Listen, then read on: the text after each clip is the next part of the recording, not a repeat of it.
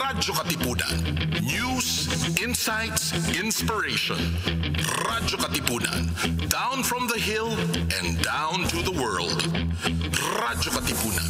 The voice of the Blue Eagle.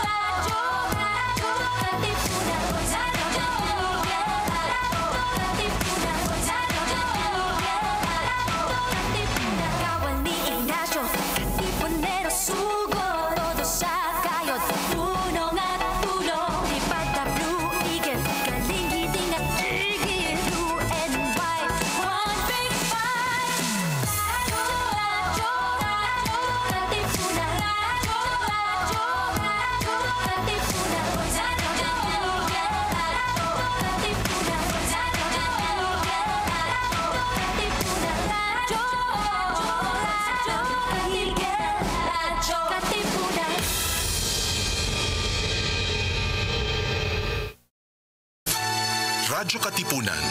News, insights, inspiration. Radyo Katipunan.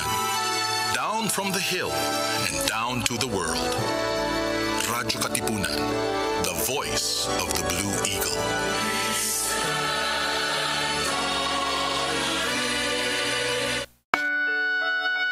The Jesuit Hour. Get to know the Jesuits. Discover their spirituality, their history, their ministries. The Jesuit Hour. Anything Jesuit, everything Jesuit. The Jesuit Hour.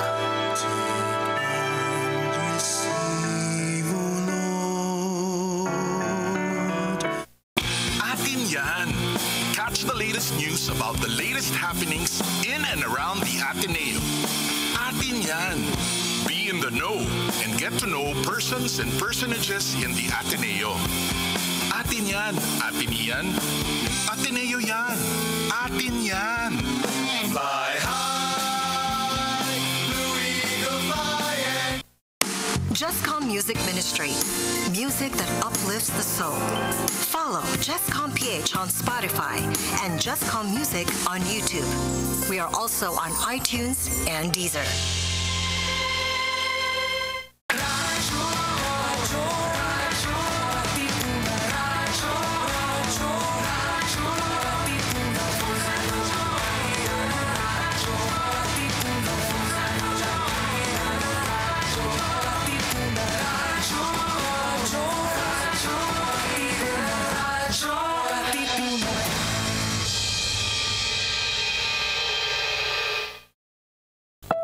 Meron?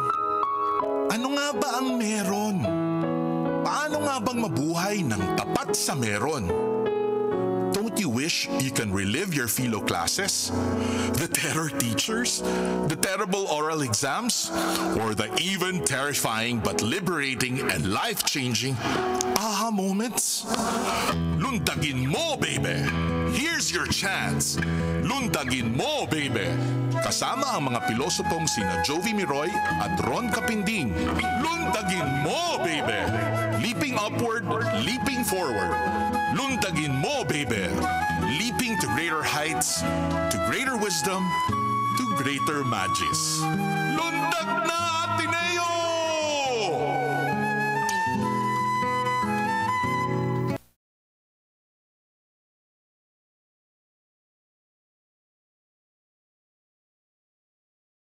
Radyo, radyo, radyo, radyo, radyo, radyo, radyo, Katipunan. Radyo, Katipunan. Radyo, Katipunan. Radyo, radyo, radyo,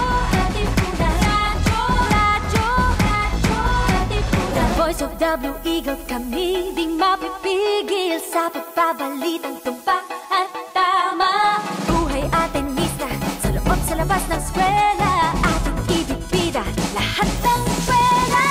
Radyo, radyo, katipunan. Radyo, radyo, radyo, katipunan. Sa radyo, radyo, katipunan. Sa radyo, radyo, katipunan. Kawan ni Ignacio, katipunero sugo. Todo sa kayod, tunong at tulong. Di pagka Blue Eagle, galing giting at tigil. Blue and white, one big fight. Radyo, radyo, radyo, katipunan. Radyo, radyo, radyo, katipunan. Sa radyo, radyo, katipunan. Sa radyo, radyo, katipunan. Radyo, radyo, katipunan.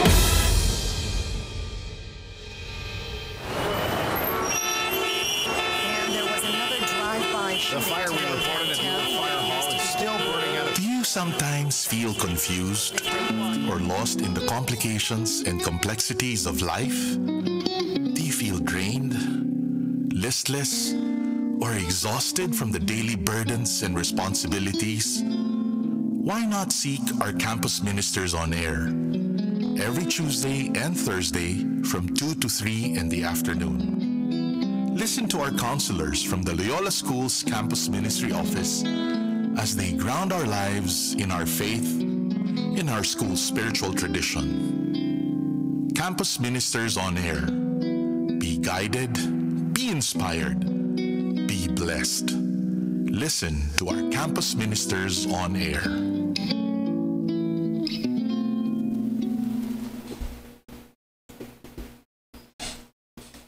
A grace-filled afternoon, friends. Welcome to Campus Ministers on Air, the radio program of Loyola School's Office of the Campus Ministry, where we try to find God. In anything and everything under the sun. So magandang hapon po sa lahat ng naka-tune in via live Facebook feed. Magandang hapon po sa inyong lahat. Isang maulang hapon ng Tuesday. Magandang Yes. hapon sa inyo, Nikki and Marky. Hi, magandang hapon. Magandang hapon. Mike. So, bago tayo magkumustuhan siguro, Marky and Nikki, no? Simulan natin ang ating show ngayon sa pamamagitan ng isang panalangin. So, before we get carried away, let us prepare and dispose ourselves. And we remember that's the point of all this conversation is hopefully to lead us to greater love and to greater following of Christ. So we continue to remember that we are in the most holy presence of our Lord. In the name of the Father, and of the Son, and of the Holy Spirit. Amen. A prayer from Saint Augustine. Late have I loved you, O beauty so ancient and so new. Late have I loved you. You were within me, but I was outside, and it was there that I searched for you. In my unloveliness, I plunged into the lovely things which you created. You were with me, but I was not with you. Created things kept me from you. Yet if they had not been in you, they would not have been at all. You called, you shouted, and you broke through my deafness. You flashed, you shone, and you dispelled my blindness.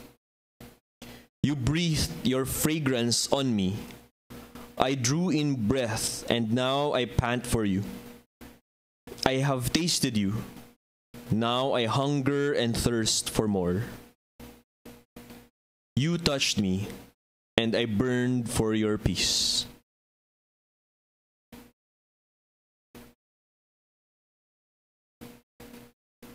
Glory to the Father, and to the Son, and to the Holy Spirit, as it was in the beginning, is now, and will be forever. Amen. Saint Ignatius of Loyola, Pray for us. Saint Augustine, Pray for us. Saint Monica, Pray for in the name of us. the Father, and of the Son, and of the Holy Spirit. Amen.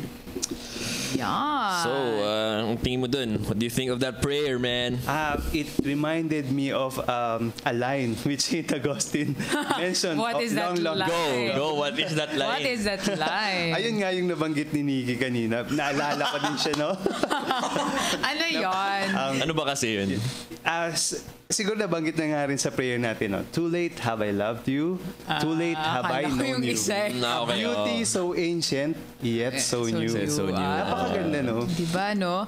So, matagal nang alam na kagandahan, pero hindi lang nakikilala at napapangalanan. Parang love life today, no? Sana nakilala ko na agad siya. O nga. Mga ganun tipo. Parang Sayang. pang ibang episode yung usapan na yun, pare. Pero Marky, Okay. ano ngayong hapon ba? Ano yung pag-uusapan natin sa episode natin? Ito, para naman konting teaser sa mga naka-tune in sa atin. Actually, pag-uusapan natin ngayon ang play between art and prayer. So, meron bang dasal sa paggawa ng art, ng sining, or meron bang Sining artistry sa pagdarasal. para sa pagdarasal? Yeah. Yan. Actually. So, in a sense, no, kasi di ba art, sabi nga nila, it's may taste ka o kaya you find beauty Right. in art, no? So in that sense, fitting din para sa akin yung prayer natin, no? Na minsan nagpapakilala sa atin yung karanasan o kaya ng Diyos o kaya ang Diyos sa pamamagitan ng kagandahan. Yeah. No? Actually nga nabanggit yun nitong nagtipon-tipon yung for the synod of the youth. Parang sinasabi nga na how does God call to us? God calls to us through beauty, no? Through goodness, no? So kaya ano nga ba yung mga art na ano ba yung beauty na yun? ginagawa natin? So, Ano ba yung beauty natin? pag-uusapan natin. Tama. Or meron ba beauty sa ginagawa natin? Oo nga, Nasaan yung meron nga beauty ba? pala? Nasaan yung beauty? Nasaan beauty? Sa Nasaan mga ang Diyos ginagawa sa ginagawa natin, natin? And siguro para sa mga nagda-drive ngayon, pero naka-tune in sa atin sa radio, no? Mamaya, maaari nyo makita itong live feed na to kung gusto nyo makita yung mga artwork online sa Radyo Katipunan. Yes. I-search nyo lang po yung Radyo Katipunan Facebook page and then makikita nyo na po yung buong episode na to para mapanood nyo po yung buong feed. Tapos, kung gusto nyo pong mag-participate sa ating sharing ngayong hapon at Yes. naka-tune in naman kayo sa Facebook, ano ba yung dapat nilang gawin? Kapatid na Nikki. Comment lang, no? Comment your Artwork. Actually, no, baka nga, if you'd like to share your own artwork, take a picture of it. O kaya maybe na-picturean nyo na, no? A photo you have on your phone. No, please share it with us. Oo. I-comment lang nila doon sa atin. Yes. Or mga inspired lines na sinulat, mapatulaman, Yes. or prose, or essay, Right. something from your journal, or something that you remember na is a fruit of your prayer. Yeah, Right. pwede rin yun.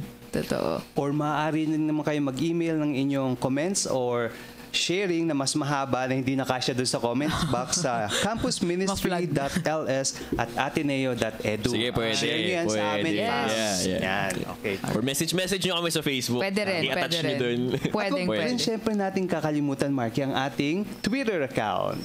Meron Yes, meron meron nga pala, tayong meron nga Twitter pala tayong Twitter account. Okay. Ayan. At Ateneo_OC. OC. Yeah. Okay. Ateneo_OC. Sige, so simulan na natin, no, ngayong hapon ang ating sharing. I think yung sinet talaga yung mood yung medyo maulan, masarap mag-coffee, Masarap mag-senti. umuusok yung kape, Magmuni-muni. no, tapos malamig. Right. Okay, so sa halip na matulog mamayang 3:00 pagkatapos manood, 'di ba? Masarap na mapagkwentuhan muna natin itong art at ang pananalangin. Okay. Okay, sige. So simulan na natin, no? Siguro magandang tanungin muna natin yung isa't isa. Tayong Go. tatlo. Go. Sige. Ano nga ba? Ang itatanong ko sa inyo ay, what kind of art are you into? Nung What bata ba kind kayo Kind yun of yung art are you into? Okay. Yan, sige. So ako nung bata ako, apparently, hindi ko ito alam eh. Nakuha ko lang to sa kwento ng nanay ko. So apparently, nagdo-drawing ako. Nagdo-drawing daw ako noon. Tapos kahit ano lang. Tapos, kanan, I'm right-handed, di ba? Right. Pero apparently, nung bata ako, I was drawing with my left hand. Left hand. Parang ganun. Tapos, basta I had this accident when I was a kid. Tapos parang, may left, ganun. On my left shoulder, that's why. Ganun. Naging right-handed. Tapos, natanggal na rin yung aking drawing anything skills. Ganyan. Nagpalit ka ng kamay kasi. Naapektuhan. Baka part yun. Hindi Part yun ng, part yun ng kinuha sa akin ng Diyos. Anyway, but now, I think ever since I was in grade school, I've always written things. I think sobrang, I'm not sure if I felt confident doing that, pero yun, nasa journalism club ako nung grade 5. So writing. Parang ganyan, writing like talaga. Tapos nagsasubmit ako ng maraming bagay to be published. Very artistic things na hindi na publish. so ang ending ko ay taga-encode ng... Ang cute mo, nagsusubmit ka pa. Nagsasubmit pa rin ako, pero wala eh. It wasn't good enough, I think. Hindi ko alam, whatever. And then, I think in high school, So yung sinasubmit mo, poetry? Ganyan. Hindi poetry, hindi. Essay type. Essays. Pero I don't think it's news. Short story? Hindi siya journalism eh. Short story? Di ko maalala. Medyo mali ako dun kasi nung sinulat ko sa papel, binigay ko na, walang kopya. Walang ganun eh, wala eh. Wala pa naman kasing walang nun eh. Parang it wasn't a thing to make copies. Right, wala pa naman. Dati formal theme writing kasi di ba, papel pa talaga. Yung parang book, formal, there's a formal yung theme. merong margin. Yung parang, di ba? The indents. Yeah. Right. Tapos nung high school, pumutok yung blogs. Everybody had an LJ. So, what's an LJ? Live journal. Oh my God. Alam live nyo. Journal. Wala live journal? Huli talaga ako sa social Wala sa live media. journal. Okay. May live journal ka ba, Mike? Ang tawag ko doon ay spiritual journal. Talaga na pa spiritual mo that early. Wow. Hindi ako spiritual. So I had a live journal. Sobrang kadiri niya balikan. So kadiri talaga, man. Like hindi lang yung grammar yung kadiri, pati yung content. Parang every subject, parang lahat na emotions ko about that subject. Parang bakit mahalaga sa akin isulat na parang hate ko yung chemistry at this. So anyway, and then I had so many blogs. I think so a few survive pero I've deleted. Parang merong phase na parang I'll hate my blog, so I'll delete everything and then I'll make a new one. Okay. Tapos parang I really took time to parang to pick some theme nung or like the font or something, mga ganyan. So, tapos talaga ganun, di ba? Tapos sobrang sipag ko pa nun magsulat. And then nawala na yung writing thing. And came back. I still was writing about many things. Like, sobrang opinionated ko for myself. Like, sinusulat ko lang yung opinion ko. And then, I was writing all of those things. And then, I submitted those things 4th year college. Kasi, actually, parang pagtapon siya. Parang, okay, dami ko sinulat. Walang bayad. Parang, why not try? Ganun. What is it for? Parang ganun. There, parang feeling ko na maganda. So, sinabit ko, parang submitted 10 things to the Inquirer at the time. Tapos, parang sabi ko in my mind, parang, no, I don't care naman na if I get published. Pero everyday, chinecheck ko yung email ko. Chinecheck ko yung Inquirer page everyday. Did you pray sana ma-publish? Ganon. Religious ba ako nun? Napatanong sa sarili. Ko lang religious ako nung mga panahon yun eh. Parang binigay ko lang. Tas, I think mas concerned ako na pumasa. Okay. Kasi 4th year na yun. 4th year college yun eh. And so walang pumasa out of the 10. I think after a month or something that. Tapos parang nagalit ako. Pero yung sa galit ko, yung may mga sinulat pa rin ako na bagay. Tapos sinasabit ko. Like, so parang naging one at a time. And main energy mo for writing ay anger. Parang kaya ko magaling ako enough to make this whatever. Ganyan. Tapos fortunately I was published, and then but it was really it was validation. I think looking back it was it wasn't validating at the time. Pero parang na-overwhelm lang ako doon sa compliments ng mga tao. But I think looking back, it was really parang I cleared the bar set by that invisible editorial team. So anyway, really took a long time for me to appreciate. Parang I was into writing. I am into writing. But I think it took a while for me to be confident enough to say, okay, magsusulat ako, and this may not be the best take, this may not be the most scholarly take, this may not be the most nuanced one, pero it's parang the best that I'm gonna be able to make, or parang within these particular constraints. Parang kunyari, pag nanonood ako ng sine, feeling tinamaan ako sa sine, tapos magre-recommend ako sa mga tao, I usually try to write something about it. Like for example, yung Alden Richards movie, which I love. It's a good movie. Parang ganun. So I think elevates our mainstream romance. Parang gusto ko yung mga ganun, and really talking to people about those things. So parang lahat yun kasama sa pagsusulat. Also, yung pagdarasal na rin kasi I try to write on a journal about anything and everything, lahat na, mga positive, negative, mga examen of my day and all of those things. So, lagiging part din yun of the content of what is being written, yung naisusulat ko. And yun. Okay. Sobrang habang sagot dun sa writing. writing sobrang talaga. isang tanong. Like, writing lang talaga. Wala akong drawing skills at all. Sige. So later, let's try to ask more questions about kaya that. baka No? pwede tayong makarinig ng sample, no? Sige. Baka pwede. Sige. Baka lang naman. Baka pwede. Char. Sige. So ikaw naman, Nix, Ako naman, what art are you into? Anong kaartehan ko? Actually, tama. Arte rin yun eh. Oo, anong kaartehan ko? May structure na arte. Well, sa akin naman, kung si Marky hindi mahilig gumuhit, ako naman, bata pa lang talaga ako. Mahilig akong magkulay, gumuhit. And sa palagay ko, parang binabalikan ko yung karanasan ko ng kailan ba ako nagsimulang mag-drawing. Hindi ko maalala kung kailan. Parang feeling ko nga mas nauna ako mag-drawing kesa kung ano pa man. Kesa Like, magsulat or whatever. Talagang drawing, kulay or oo. Actually nga, ang weird kasi nung bata rin ako, sobrang gustong-gusto ko talagang nakakatanggap ako ng bagong crayons. Wow. Basta wala akong pakialam kung anong brand. Pero basta yung makita ko na bago siyang set na crayons na alam mo yung tasa na hindi yung merong yung itatasa mo pa. Oo, hindi itatasa mo pa. Yung itatasa mo pa, yeah. So gusto ko yun. Gusto ko magkulay. Pero yung binabalikan ko kung meron ba akong dahilan bakit ako nag-drawing noon. Wait, nagkulay ng... So, coloring books. You're not making something books, out of nothing. Dati coloring books. Pero eventually, I started tracing. Doon ako nagsimulang mag-drawing talaga. So, halimbawa, naalala ko noon, meron akong... Hindi ko alam kung poster yun ng Pokemon. Tapos what I do, I would place that paper on top. Tapos I would just trace it. Tapos parang grade 1 ako doon, naalala ko. I would trace yun si Ash saka si Pikachu over and over again. Eventually na-memorize ko na parang kahit wala na yun, kaya kong i-drawing on my own. Heart. So doon ako nagsimulang gumuhit. Tapos pag gumuguhit ako, well, simula nun kasi pag birthday ng lola ko or whatnot, Christmas or whatnot, gumagawa ako ng card para sa kanila.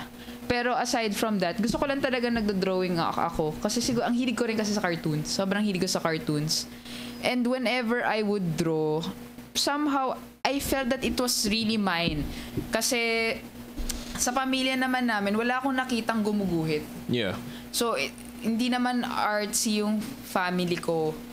Pero parang if there's one thing I really like about it, it's just something that's my thing. Hindi ako pinilit, hindi ako pressured na maging magaling. It's just something that I want. So, yun yung gusto ko. So, I guess drawing for me then was very freeing. So, naalala ko noon, yung nanay ko, lagi siya nag-uuwi ng scratch paper. Yeah. Kasi nga teacher yung nanay ko. Ang daming scratch paper. Tapos, from tracing, eventually, parang I remember, I would just draw anything. So, halimbawa, meron video game nun na, kalimutan ko yung pangalan, pero may mga tanks. Kasi minsan merong game art, tapos parang ipapakita lang nila yung mga pictures nung sketches or concept art para dun sa tank or sa ship or whatnot. Ang gagawin ko, naka-on lang yung TV, tas naka-pause doon, tas gagayahin ko yun. Ang tiyaga. Gagayahin ko yung tanks, gagayahin ko yung ship. Tapos, Yun yung... gusto ko lang yung pero gusto ko malinawin na hindi ako like super galing Hindi ako super galing gumuhit. Pero, ginagaya ko talaga siya lahat ng detalye. Pero eventually, parang, nakikita ko rin yung mga drawing ko noon, parang, nagde-develop din talaga siya. Parang, yung how perspective works, it came naturally to me, but I guess it's not something that's very disciplined on my part. Hindi yung tipong, I did not study fine arts. Although, yun yung first course ko sa Ateneo, I did not pursue fine arts. Kasi nga, I was insecure about my art. No, well, I didn't see anyone from the family who had a career. So, I didn't have any role model. Pero, yun, drawing has always been a part of me, and that's why ako actually gumagawa ng mga posters sa campus ministry. Yep. So, it's something that always followed me. Parang even if at a certain point I felt that it was impractical. Kasi parang inisip ko noon, yung art hindi naman siya yung ginagawa ko, hindi ako kumikita doon or wala akong napapala doon. Pero, yun yung bagay na ina-enjoy ko lang gawin kasi I get to express myself. And it's only recently now that I'm in campus ministry that the connection between my art and spirituality is becoming more pronounced. Dati kasi it's just really my form of expression. Gusto ko lang magkulay. Parang gusto ko yung ganitong kulay. So gusto ko lang makita yun. Parang ganon. Right. And yun nga, I don't know, nabanggit ko na ito kay Marky, I feel color kasi yeah. so which is weird. So I feel color.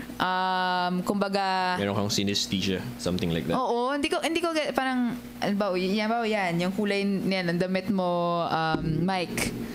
Parang It feels revolting. Joke lang. grabe, hindi. Ang revolting sa akin yung mga Hot very pink. hot Hot pink, pink, yung mga yeah, ganyan. yeah. So I feel color. So sometimes I just like staring at, for example, a particular shade that I really like.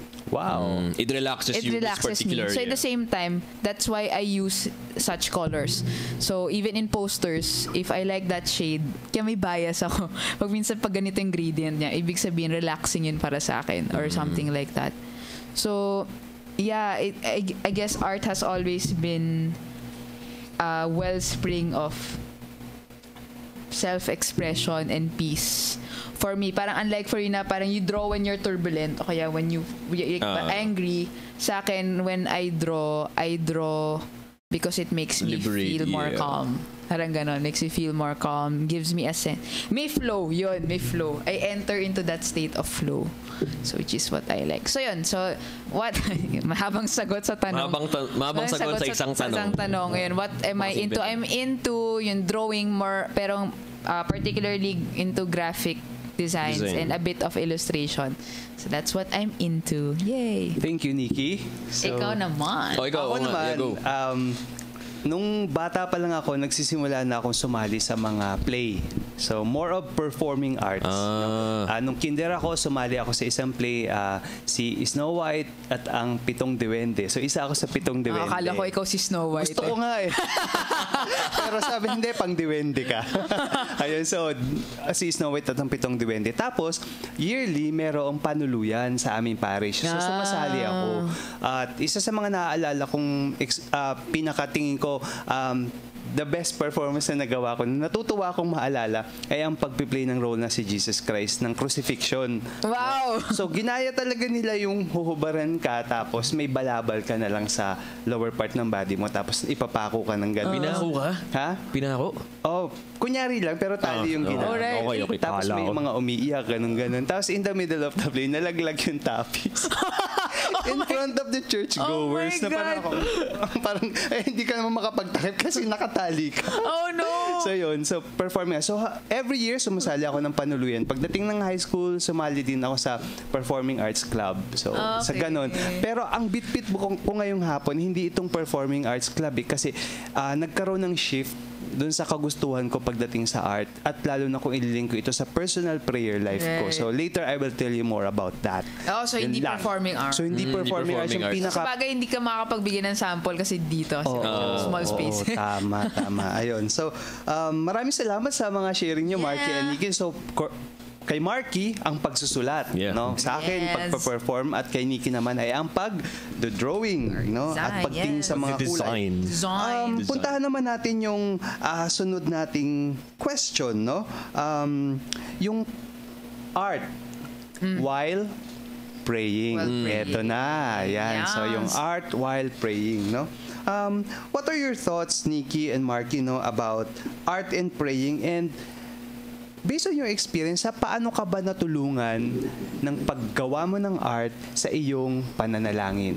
You may recall an experience or particular time na nakapagdasal ka ng mas malalim dahil gumagawa ka ng isang art. Yes, ready, Yan, ready mag-share na ako. Ready Game na Marky. ako. Sino ba yung gusto magsimula? Ready na So yung I think nag-share na with the previous episode yung ano tawag din, quieting the soul, freeing the heart retreat natin. Tama ba? Yeah. Quieting the heart. Quieting the heart. Some artistic retreat. As an office sa Cebu. And with Ate Tina and Miss Michelle. Anyway, so I also did that. Tapos it was medyo wild yung experience kasi I haven't felt something like this before na talagang really torrid, inspired writing in a short time. Parang the most artistic I've felt. And parang nakagawa ako ng 12 poems. Wow. And I've drawn something in 1 hour. That's a Parang lot. ganun. Talagang I really didn't feel like it was mine. I mean, hindi yun parang nag-effort ako to think of something. And then, parang it's just, parang nagsabay yung art and prayer na whether parang point of view ni Lord or ako yun nakikipag-usap sa kanya or parang describing how I was in that particular spot in the Parang yung medium siya parang ganun, parang ako yung naging parang vessel or instrument, parang daluyan, yung daluyan or tama ba, lagusan or something nung the thing that has to be written down. And syempre marami dun, I mean, filtered through my experience. Like, I've always had so many questions about everything. So, may mga ganong type ng prayer. So, actually, this one, wala siyang title. Parang ninumber ko lang 1 to 12. So, ito yung pang 11. Tapos, I think this is about following God's will. So, babasahin ko na lang. Sige. Willing things is exhausting. To always put yourself out there and decide this, that, and you just want to stop and say, wait, Lord, pwede bang ikaw na lang? Make me your puppet. Pull me by the strings.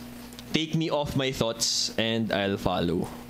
Yung ganun. Wow. So yung mga parang feeling mo alam mo, parang di mo alam kung ano ba yung will ng Diyos. Para sa mga ganyang uncertainties, worrying, ganun.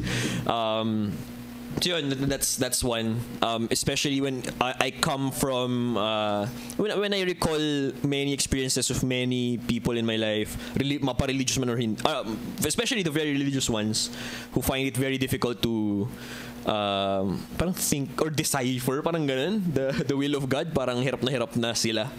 And the only thing that they wanna say is parang, Lord, parang pwede bang sabihin mo na lang malinaw and then I'll go. And I think with you guys, if you've experienced this as well, so ako rin naranasan ko rin yung ganung pagtatanong. So I think yun yung karanasan na napunta dito. So this is, kailan ba yun? Very recent lang, no? How many months ago? July. So July yun. Madami pang iba, pero wag na yun, isa lang. Talaga. Yung iba na lang na from previous years. Okay. So how many years ago yan, yung previous years? Eddie Boy, so 5 years? 5 years? Wow, medyo matagal na. 5 years ago. Right. Actually, parang hindi May service siya... award na 5 years. Oo. Ano na to? May increase na yan. Mag-grade 1 na. Mag-grade 1 na tong... May pin. Mag-grade 1 na tong poem na to. So I think this is in class with Eddie Boy Calasan's Philosophy of Religion. So yung sa class na yun, parang very, very difficult readings. Very difficult exam. At in-renovate pa yung Jollibee, pero lagi kami nag-group study sa Jollibee, nag-aaway about the interpretation of the readings. O ganyan sila. Kaya sobrang hirap. Anyway, parang I really appreciated I really appreciated the way Sir Eddie Boy, teaches 103 Philo of Religion kasi as difficult as those readings were of Saint Anselm, of Marcel about hope, of Paul Ricoeur, all of those things, parang ang hirap niya basahin. But whenever we come to class, the explanations are always very clear.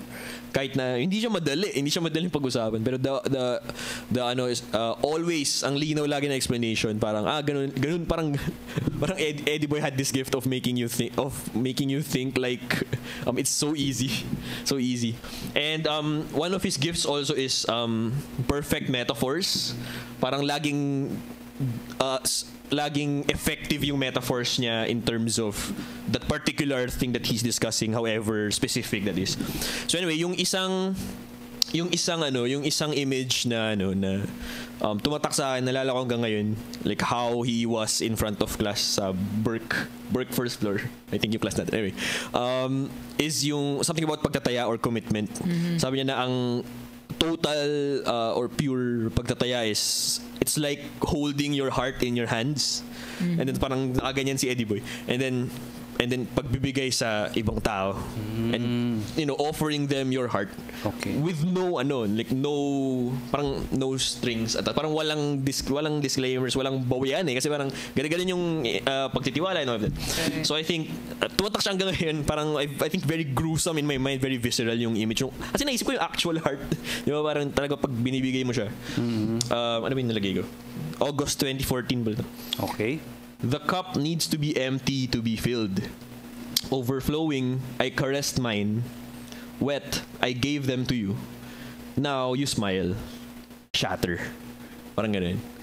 Tapos parang this sounded very negative. Parang at the time, I think very negative yung hugot na before at the time. Pero parang pinag-isipan ko siya ngayon, parang yung in RV, feeling ko alam mo to, yung in community life. Parang I got this advice na pag may dinadala ka or pag may something's bugging you, share with parang very simple advice. Share with someone. Parang wag mo na antayin yung director, wag mo na antayin yung pare. Share mo na sa kasama mo sa bahay. In the context of community. Yeah, in building community. Tapos ako parang yung ganung pagtataya of shattering your heart for others. Parang it's not hindi siya paawa hindi siya paawa effect na parang parang kawawa naman yung parang inalagaan ko all these years, parang para lang pero I think it's also trusting that they will help you pick up the pieces. They will help you pick up the pieces, whether in the way that you intend or in the actual advice na parang hinahanap mo, or in the kind of so actually the shattering is not really a shattering but a distributing. Siguro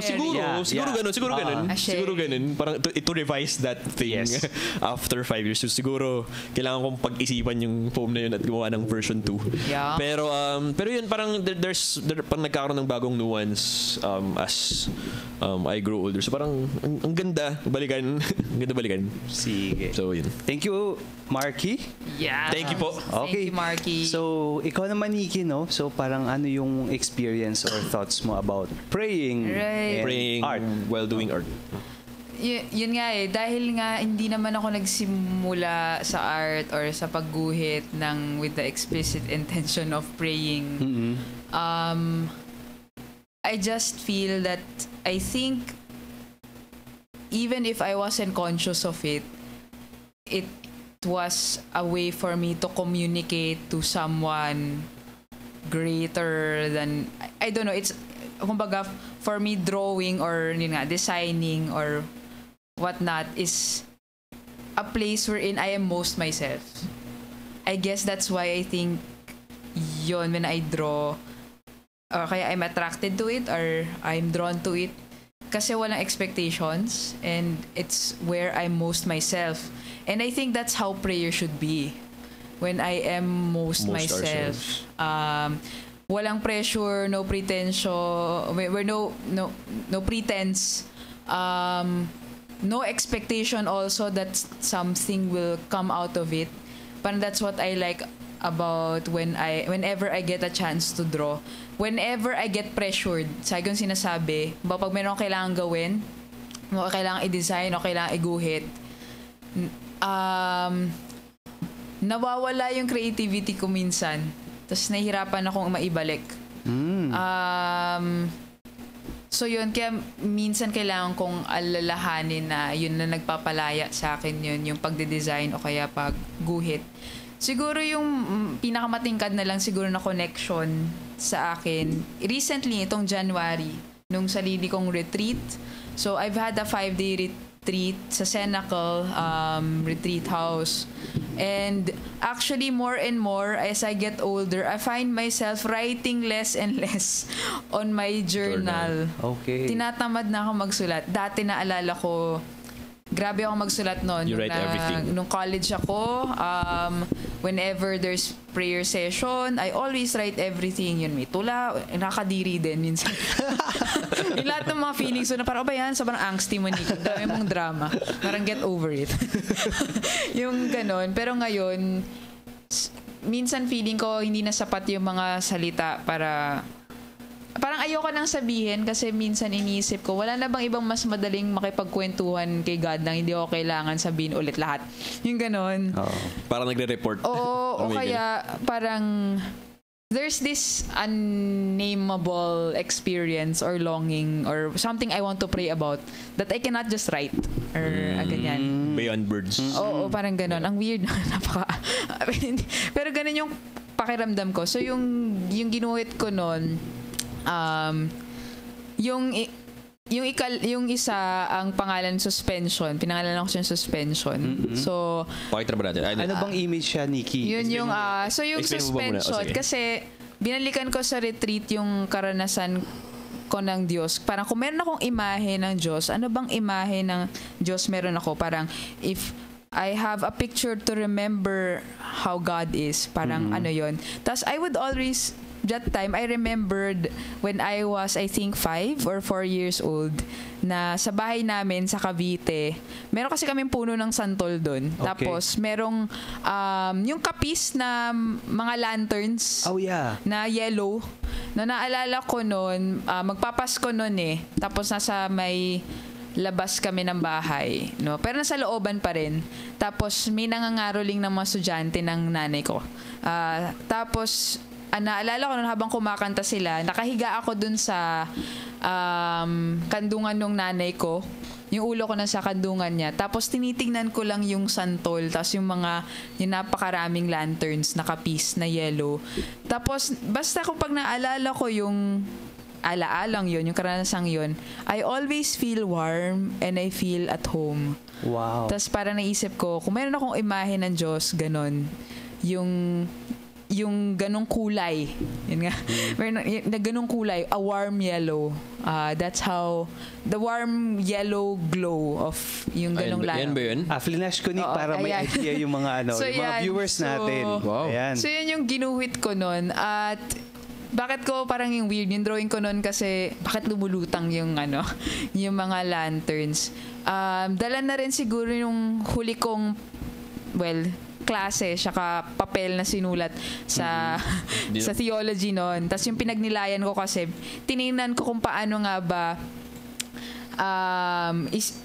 ba dinepict or dinescribe ang what is prayer like in the Gospel of Luke. Tapos yung nakuha ko dun sa pag ninilay ko na yon, sa pag-aaral ko na yon ay yung in the Gospel of Luke, you will always see Jesus praying at the oddest times. O kaya, may mga very important times, for example, before calling the disciples. Pero there are also times na wala lang. Biglang magdarasal siya.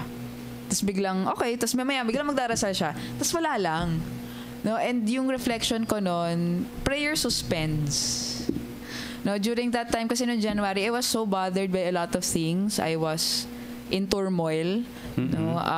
Parang that's also the time wherein I just parang a month before I was going for parang counseling, therapy, ganyan. Tapos parang ito sa very heavy time. Tapos yung pagninilay ko nga na parang how prayer suspends all of the turmoil inside my head and my heart. Parang ganon. And that's what God is like. Parang prayer is suspension. No, it suspends time and space. Na basta mahalaga nandun ako sa kanyang Diyos. Everything else, bahala na muna yun. No? But at the same time, may reflection also about prayer, kaya siya suspension. It's a willful suspension. Na kaya siya, it's a bother. Prayer is a bother kasi kailangan mo siyang piliin. It's a willful pausing of time. It's a willful getting out of that space. Parang getting out of clock time. Na pag nagdarasal ka, hindi talaga siya productive in the standards of the world. Kumbaga, it's meant to take you out of the world's time and take you out of that space wherein I was so preoccupied by a lot of things. So yun, kaya yun yung ginuhit ko na yun, kaya yung title ko nun, suspension. Ayun, at parang ginawa ko siya over the course of parang one day, 2 days, parang just slowly piecing it up. Actually, I did not plan for it to look that way. Pero parang, okay, gawin kaya natin to, ganyan. So, I just found myself lost in that. And parang when I was done, parang, oy, it perfectly catches how I feel. Parang ganon. Wow. So, that's how what I like about it. Parang, it catches how I feel. Parang what I draw, hopefully catches what I feel and what I want to say. So, yun. Yay. Okay. Thank you, Nikki. So, Mike? yung sa akin naman, isi-share ko, bear with us po sa mga nanonood kasi natatakpan si Nikki kapag fina-flash ko yung picture. Pero ipapakita ko po sa inyo yung isang drawing na ginawa ko. No? Ito po ay isang image na drawing ko nung ako po ay nasa loob ng novitiate. Wow! Ng De La Salle Brothers. Ayan. Wow. So ito yung, actually hindi siya original ano to?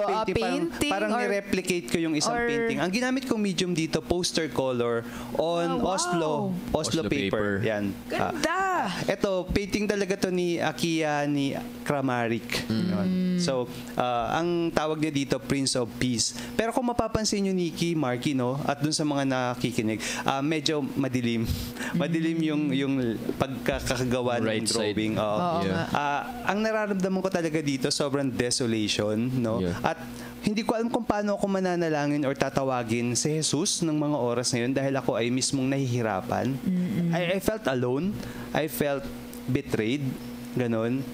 At gusto kong ipakita na parang sa pagguhit ko na ito, parang gusto kong tawagin ang presensya ng Panginoon. So sinubukan ko siyang i-drawing. Actually, itong nakikita nyo ngayon, pangalawang drawing ko na siya. Nung una kasi, marami siyang mali.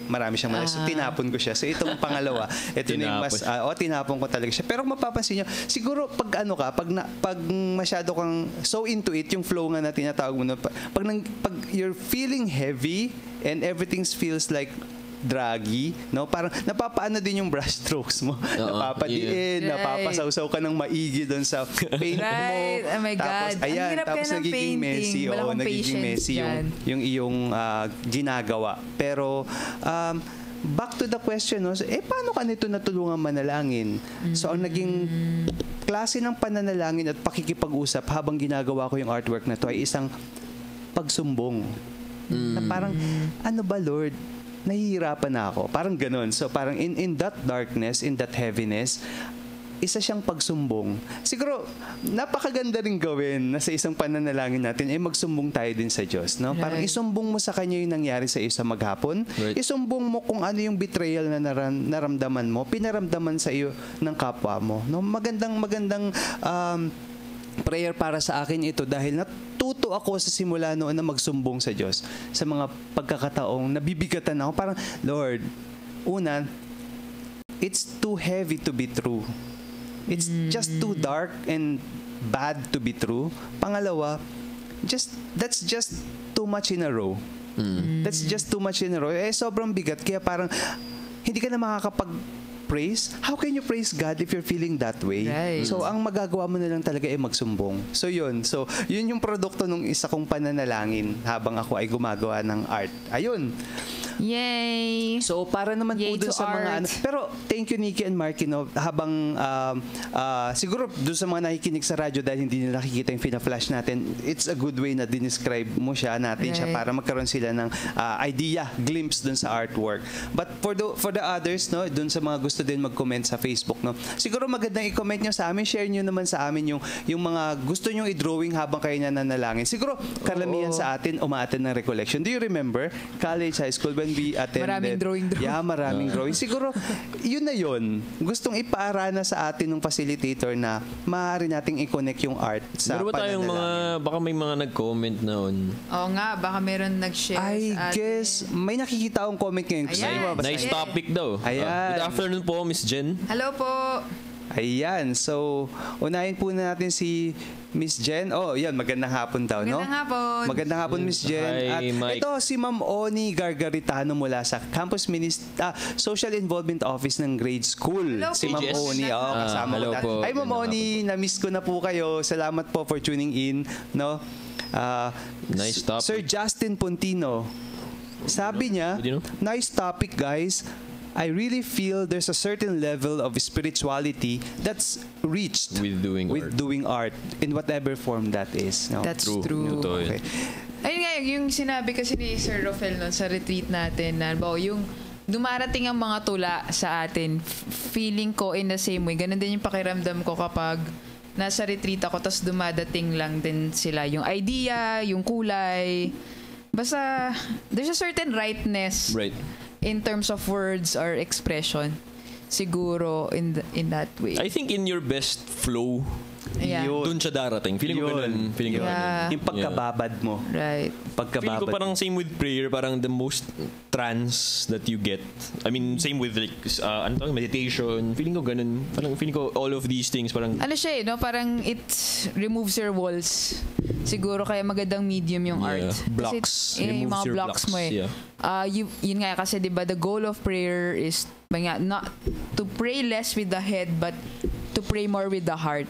And I think yun yung art eh, parang you can't overthink it. If you overthink it, yeah.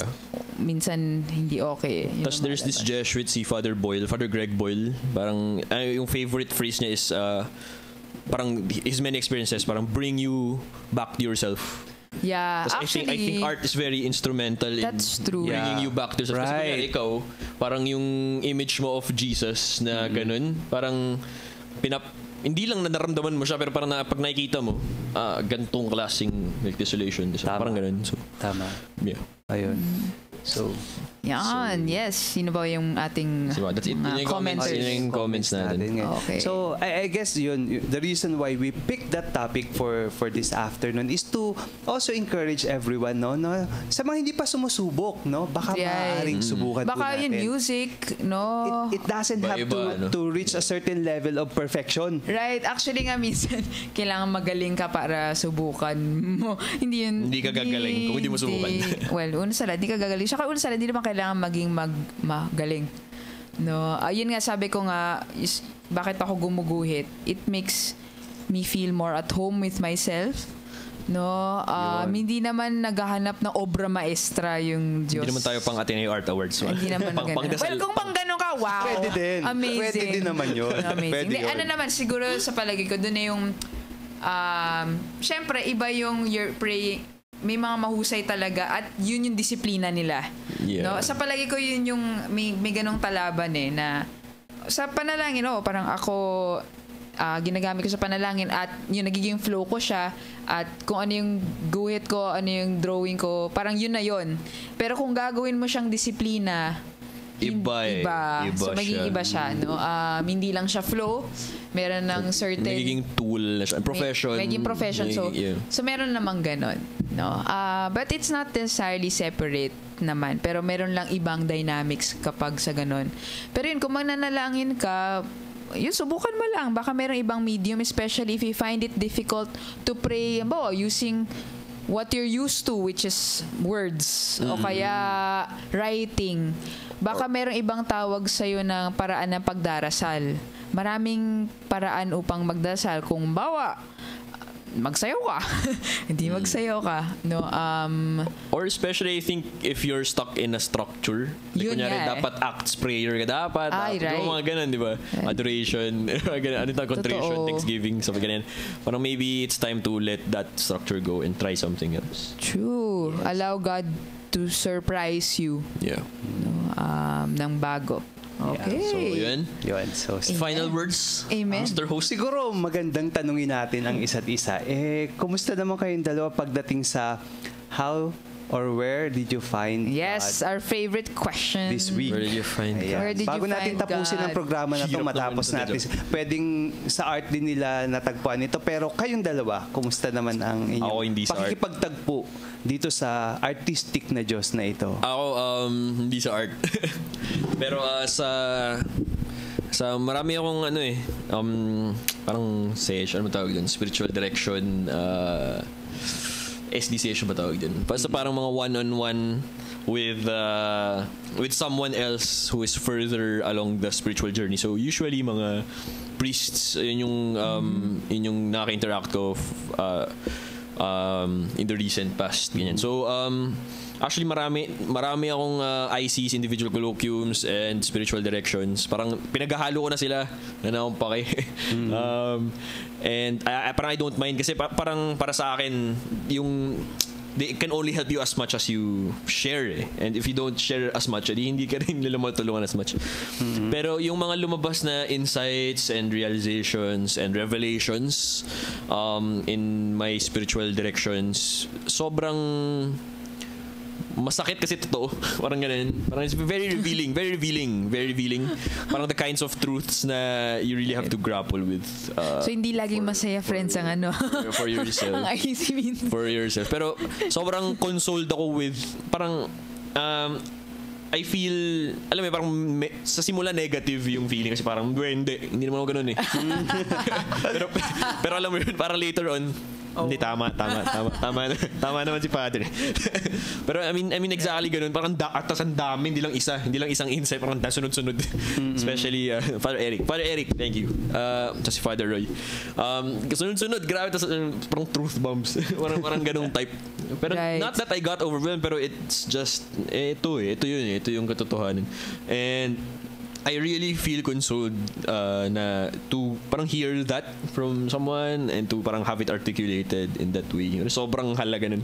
So yung sobrang you didn't know that that's who you are. Parang mahirap sabihin, hindi ko pwede sabihin on live. Pero I mean, Right. sobrang doon na hanapan Diyos. Yun, very clear Wow. to me. Very clear. Yeah. So, thank you for that, Marky. Sa bagsak, para kay Marky. Para kay Marky. Para kay Pwede na Marky. ba ako sumunod? Go! Okay, Go, ako nakita ko ang Diyos ngayong linggo sa akin pagpunta sa Isabela sa pagbibigay ko ng recollection doon na kita ko siya sa katauhan ng isang part-time college instructor. Naging maganda yung conversation namin at nakwento niya din sa akin yung kanyang pinagdadaanan sa buhay, ang kanyang kwento ng pamilya at kung paano nagiging challenge sa atin yung pagiging family-centered. Of course, it's a Filipino values na talagang maganda. Subalit, ano yung mga other side, disadvantages ng pagiging masyado tayo nagiging family-centered? At nakarelate ako dun sa kanya. Kaya natutuwa akong makita ang Diyos sa kanyang kwento at sa patuloy niyang pagpili sa araw-araw kung ano yung sunod na hakbang na kanyang gagawin. Napakaganda. So, batiin ko lang siya, no, si Aldrin Manalo. Yan, Aldrin Yay! Manalo. Hi, From Sir Isabela. Aldrin.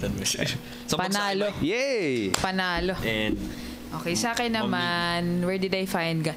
So, very napakamamigat na nakaraang mga araw na hindi ko alam kung narinig niyo yung balita o kaya nalaman niyo yung balita na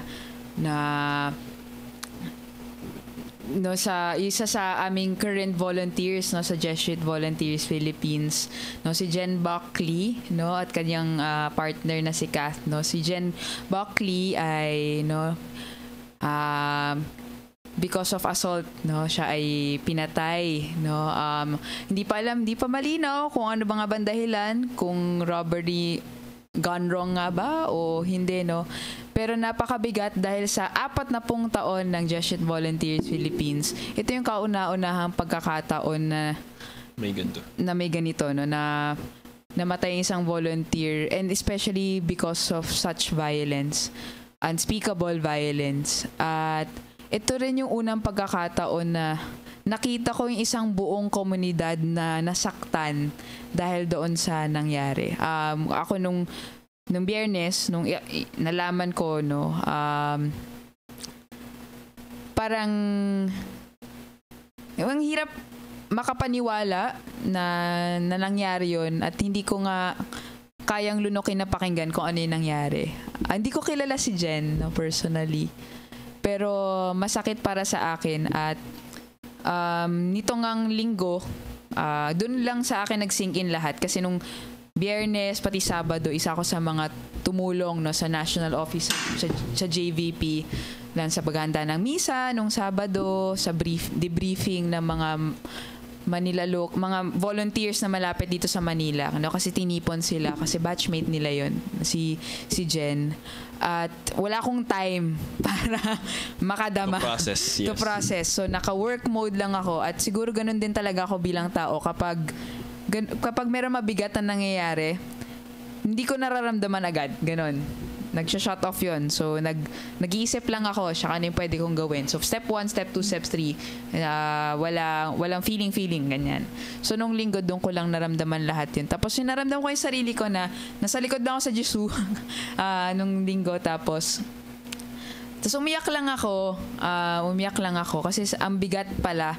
Tapos, yung sabi ko sa Diyos, gusto ko palang malungkot. Ganun lang. Sabi ko, Lord, meron akong gusto pero hindi ko alam kung ano. Tapos biglang napangalanan ko. Gusto ko lang umiyak. Gusto ko lang malungkot. Gusto ko malungkot kasi sabi ko, napangalanan ko yung lungkot na parang we lost one of our own. Parang ganun yung pakiramdam ko. Hindi ko kilala si Jen, pero base sa mga kwento sa kanya ng mga kaibigan niya o pagiging JVP niya, binigay niya yung buhay niya teacher siya, mabuti siyang tao. Alam mo yun? Hindi yun dapat nangyari. Tapos, isa sa mga bagay na inisip ko rin, dahil ako ay napadala din sa bukid nun, pero sa Kabanglasan. Sa Pangantukan kasi yun nangyari. Yung inisip ko nun, pwedeng mangyari din yun sa akin pero hindi yun nangyari sa akin. And I think a lot of JVPs also thought of that, na it could have happened to any one of us, but it did not happen. At yun, parang dahil doon nakapagnilay ako tungkol sa buhay ko. Binalik ako dun sa karanasan ko ng JVP, ba't ko ba yung pinili? Tapos parang naisip ko nga, bawat JVP na umaalis at naglilingkod, actually, it's very heroic kasi pumupunta sila sa isang lugar na hindi nila alam. No, at ito na ngayon nangyari kay Jen, no.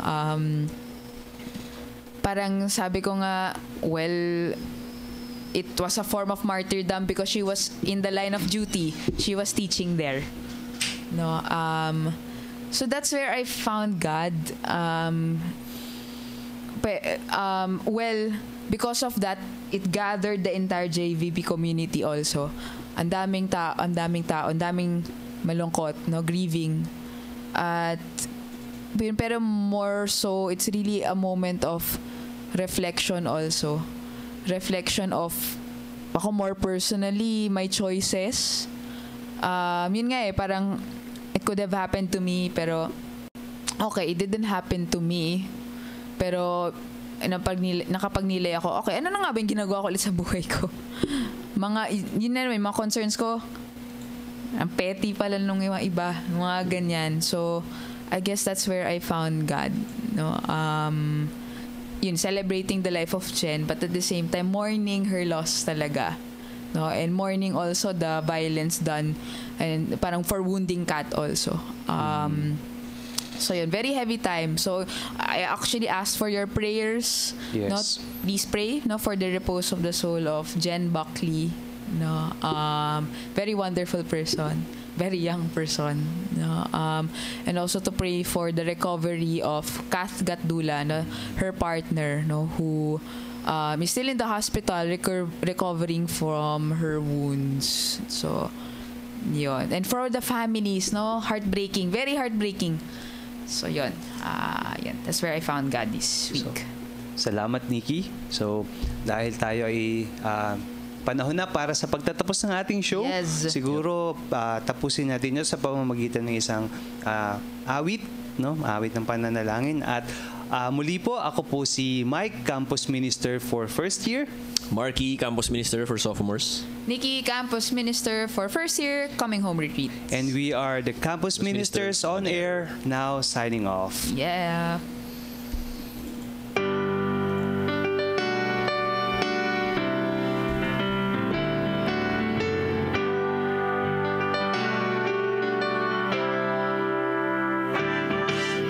Come, live in the light. Shine with the joy and the love of the Lord. We are called.